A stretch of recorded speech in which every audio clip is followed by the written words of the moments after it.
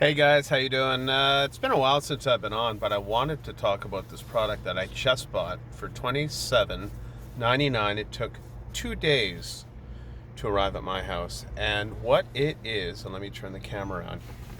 It's basically a Bapdas power inverter, and you plug it literally into your lighter in your car, but you can charge your computer, which I got here and I'm going to show you. And let me go a little wider here.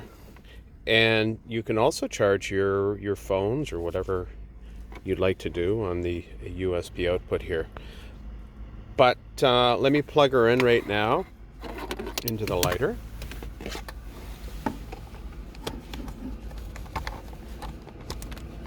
So that's in there, and here it is here. And you can actually see the green light on. Here's my computer. And as we can see, it's like 70, it's a little blurry.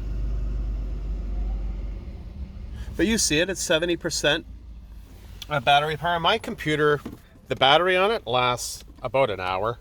So let's try to plug this in. And let me try to grab this.